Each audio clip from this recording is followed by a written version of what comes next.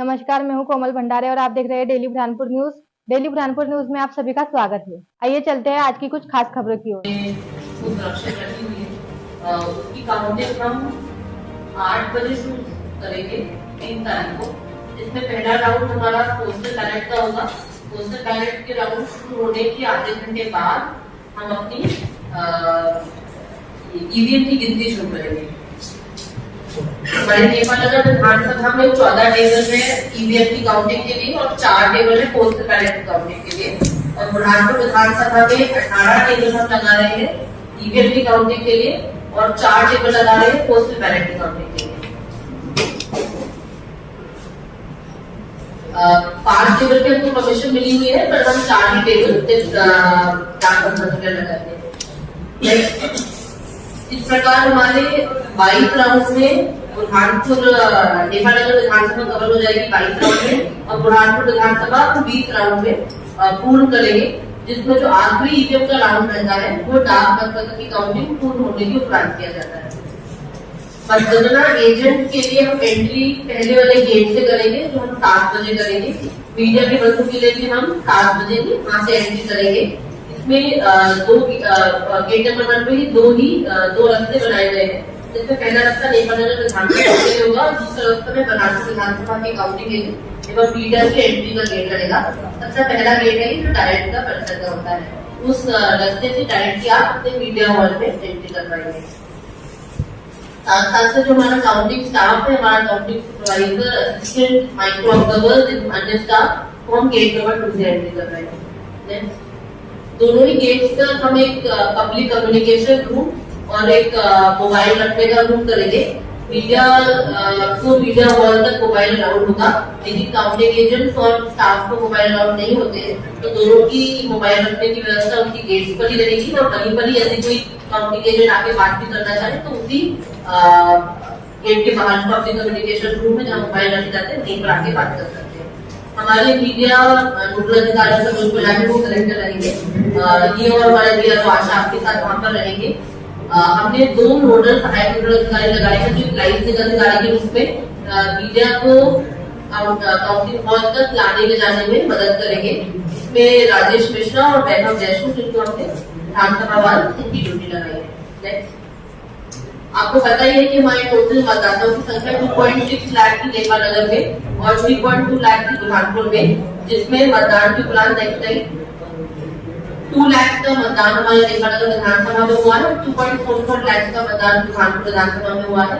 इन सभी पदों की गणना अपनी 3 तारीख को होगी।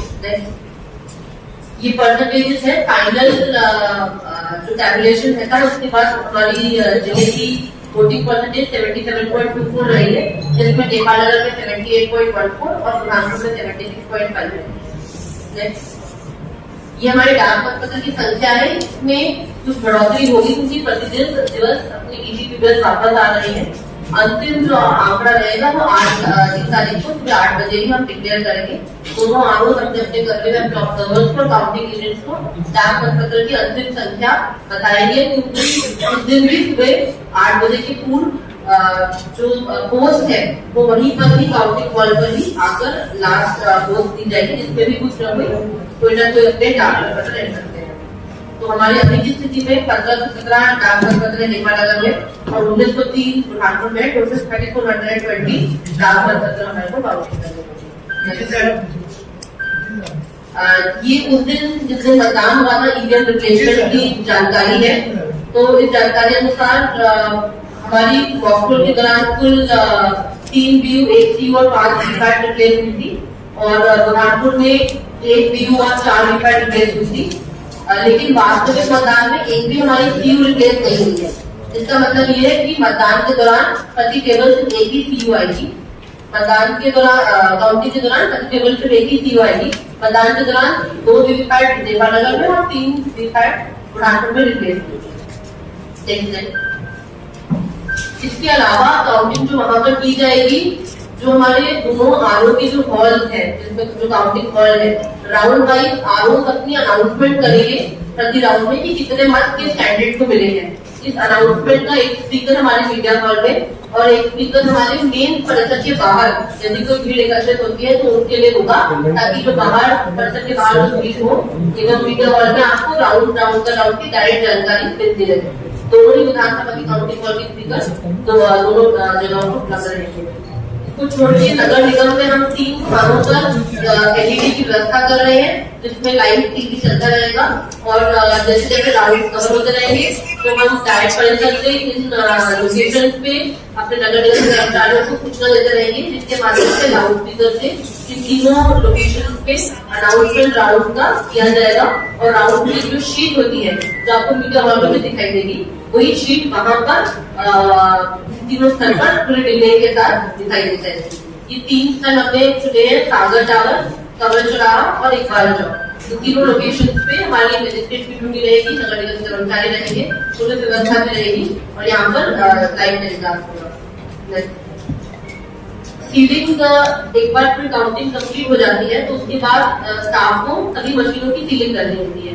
तो प्रथमतः हमारे सीयू की सीलिंग रहती है, जितने भी हमारे फैक्ट्री डॉक्यूमेंट रहते हैं पैकेट 1 से 6 का, उसकी सीलिंग रहती है और वीवीपैट की सीलिंग रहती है। तो तीनों ही सीलिंग काउंटिंग कंप्लीट होते ही वहीं पर चालू हो जाएगी।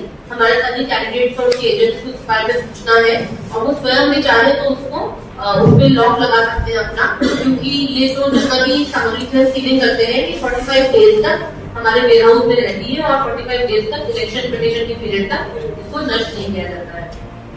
इसमें वीवीपैट की पर्चियों की भी हम ब्लैक एनवेलप में सीलिंग करते हैं। ये सारी सामग्री 3 तारीख को ही रात में ही जैसी हमारी सीलिंग पूर्ण हो जाएगी उसके बाद हम डायरेक्ट परिसर को पूर्ण रूप से खाली कर देंगे और सारी मशीनें हमारी डिस्ट्रिक्ट वेयर हाउस कलेक्ट्रेट में है वहां पर आ जाएगा और वहां पर हमने दोनों विधानसभाओं के लिए अलग अलग 2 स्ट्रॉन्ग रूम बना रहे हैं और उन स्ट्रॉन्ग रूम में हमारी क्यू रहेगी, वीवीपैट एवं अन्य सामग्री हमारी वेयर हाउस में रख दी जाएगी। ट्रेजरी में जितने भी हमारे वर्कफोर्स की पर्चियां होंगी, मान्य पर्चियां होंगी, मान्य दस्तावेज होंगे, जो फैक्ट्री डॉक्यूमेंट माने जाते हैं वो सब ट्रेजरी में सुरक्षित रहेंगे 45 डेज के लिए।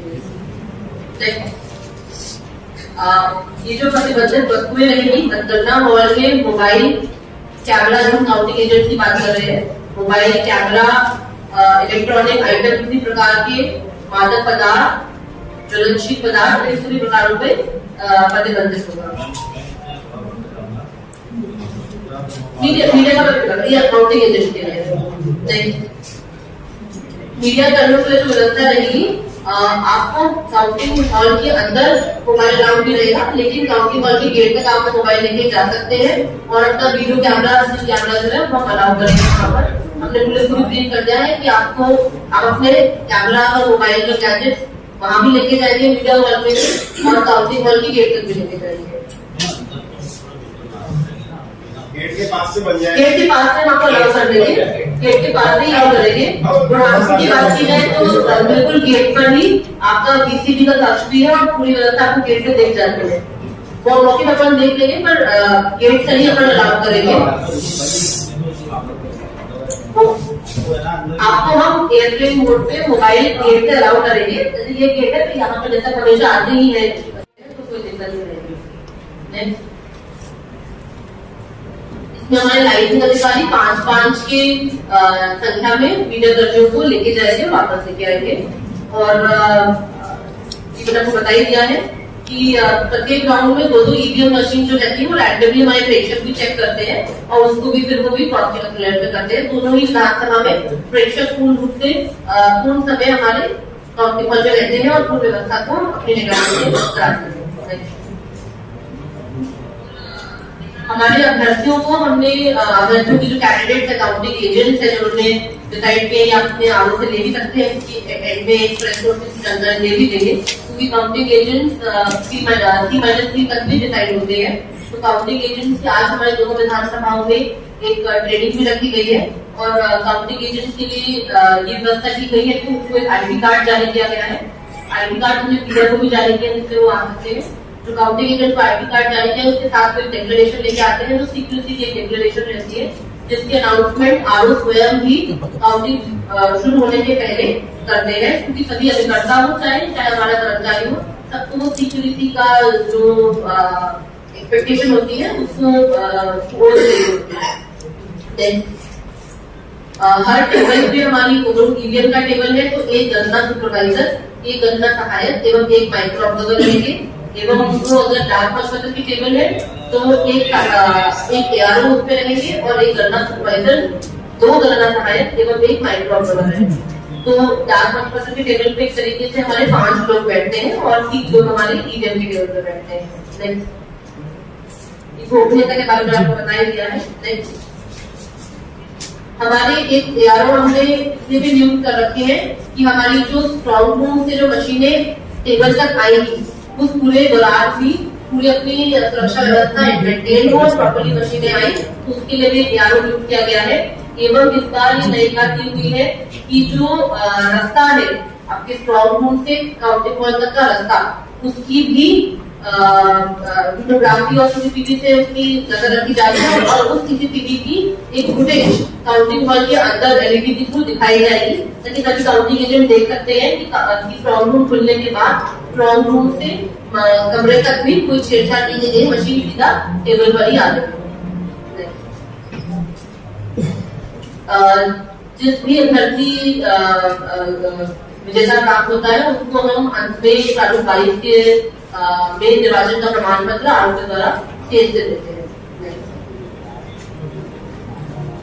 काउंटिंग की प्रक्रिया पूर्ण होने के बाद 30 दिवस बाद हमारे जो अभ्यर्थी रहते हैं उनको अपनी फाइनल लेखा जमा करना होता है, जिसके लिए हमारे लेखा की जो ऑब्जर्वर है वो पुनः बुढ़ान पड़ा है। ये मेजर पॉइंट है, आपको कुछ अगर पूछना हो तो बताएं। सुनील भाई क्या नाम है, झूमर लगा देते हमारे रेट भी चलता है। एक अपना प्रोजेक्टर के थ्रू डिस्प्ले रहेगा जिसमें आपको राउंड वाइज इंफॉर्मेशन मिलेगी, वो डिस्प्ले कंटिन्यूसली ऑन रहेगा, तो ताकि आप आराम से नोट भी कर सके और आपको पिछले राउंड की भी डिटेल उसमें दिखती रहेगी। उसमें एक तरफ राउंड वाइज डिटेल होगी, एक तरफ अभ्यर्थियों के नाम होंगे और कुल मार्क कितने डले हैं अभी तक आपको कंटिन्यूसली प्रोजेक्टर के थ्रू दिखाते रहेंगे। साथ साथ में टीवी की व्यवस्था रहेगी और हॉल क्योंकि थोड़ा बड़ा है तो हमने डबल टीवी उसमें लगाया है ताकि आपको कोई प्रॉब्लम ना हो। कंप्यूटर की व्यवस्था रहेगी, इसमें हमने 2 कंप्यूटर प्रिंटर व्यवस्था कर ली है और साथ में वाईफाई भी उपलब्ध है ताकि आपको अपने मोबाइल से कुछ करना हो तो आप उसको रिपोर्टिंग वगैरह कर सकते हैं। अभी बीएसएनएल की व्यवस्था की और एयरटेल की व्यवस्था कर रहे हैं। बीएसएनएल एयरटेल डबल व्यवस्था रहेगी, आप नहीं मीडिया हॉल के अंदर तो वाईफाई है, मैंने अपने मोबाइल में चेक कर लिया है, तो बीएसएनएल है अभी तो अपन एयरटेल की व्यवस्था कर लेंगे। और कुछ आपके कुछ रूल्स चेंज हुए, तो पहले क्या होता था कि एक राउंड की ईवीएम में और दूसरी शुरू हो जाती है, तो इस बार ऐसा कुछ है कि जब तक दूसरी जाएगी तब तक दूसरी स्टार्ट नहीं। इसमें ये होता है कि यदि किसी जब हम राउंड वाइज की मशीनें देते हैं, यदि कोई मशीन ऐसी राउंड होती है उसमें 3 से 4 कंडीशन है, उसमें से एक कंडीशन मैं आपको बता दूं, जैसे कभी कभी पीठासीन ने सीआरसी नहीं किया है, वॉकफॉल के दौरान एक क्लियर करना होता है और उसके बाद मतदान शुरू करना होता है। कभी ऐसी सिचुएशन हो जाए जहाँ पर हमारे पीठासीन ने किसी मतदान केंद्र में सीआरसी नहीं किया है, जिसमें वॉकफॉल भी वोट में डाले हुए रह जाते हैं, तो इस चीज का हमको पीसीआई से कोई परमिशन लेने की जरूरत नहीं है। इसमें हमारे आरओ का निर्णय करेंगे और उस मशीन को उस राउंड के लिए साइड में रख देंगे उस टीम को, और उसके बाद पूरा मतदान पूरा काउंटिंग कंप्लीट होगा। काउंटिंग कंप्लीट होने के बाद यदि जो मार्जिन रहता है वोट का वो कम है, मतलब उस पर्टिकुलर 3 दिसंबर को हमारी विधानसभा की मतगणना होगी जो हमारे यहाँ पे डाइट हॉल में होगी। 8 बजे से मतगणना शुरू होगी। हमारे 18 टेबल लगाए हैं हमने बुरहानपुर विधानसभा में ईवीएम की गिनती के लिए एवं 4 टेबल लगाए हैं पोस्टल बैलेट की गिनती के लिए, और नेपालनगर विधानसभा में 14 टेबल लगाए हैं ईवीएम की गिनती के लिए और 4 टेबल पोस्टल बैलेट के लिए। हमारे 8 बजे से पोस्टल बैलेट की गिनती शुरू होगी और आधे घंटे बाद हम ईवीएम की गिनती प्रारंभ करेंगे। सुरक्षा की क्या व्यवस्था रहेगी मैम?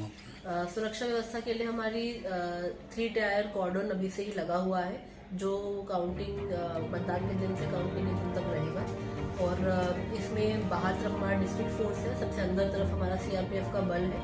हमारे आईडी कार्ड जो हमने काउंटिंग स्टाफ को काउंटिंग एजेंट्स को मीडिया को जारी किए हैं उनको देखकर ही एंट्री होगी। मोबाइल हमारे काउंटिंग हॉल के अंदर वर्जित रहेंगे और DFMD की भी व्यवस्था होगी और हमारी जो पूरा रास्ता है जहाँ से स्ट्रॉन्ग रूम से हमारे काउंटिंग हॉल में एंट्री होती है उसकी भी CCTV की फुटेज काउंटिंग हॉल के अंदर काउंटिंग एजेंट्स को देखने के लिए रहेगी, दिखाने के लिए कि हम पूर्ण सुरक्षा में हमारी मशीनों को लेकर आए हैं। मीडिया के लिए क्या दिशा निर्देश हैं? अंदर मोबाइल अलाउड रहेंगे?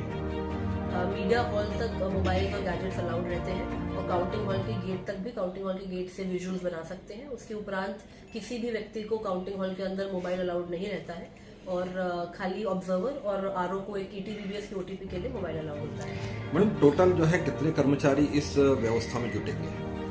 करीबन 200 कर्मचारी हमारे काउंटिंग टेबल्स पर और पोस्टल बैलेट की टेबल्स पर लग रहे हैं। साथ साथ में हमने सीलिंग के लिए अलग से एटलीस्ट 100 कर्मचारियों की ड्यूटी लगाई है और EVM लाने ले जाने के लिए 30 लोगों की ड्यूटी लगाई हुई है। मैम भीड़ के लिए मतगणना से कितनी दूर जाएगी भीड़ की दूरी? काउंटिंग परिसर के बाहर हमने एक पंडाल भी लगाया है, वहाँ से हमारे जो भी लोग एकत्रित होते हैं वो देख भी सकते हैं व्यवस्था को और क्योंकि स्पीकर्स हमारे बाहर तक जा रहे हैं तो राउंड वाइज अनाउंसमेंट उनको भी सुनने को मिलेगा और शहर में भी हमने 3 लोकेशंस पर भीड़ के लिए और नगर के वासियों के लिए व्यवस्था करी है।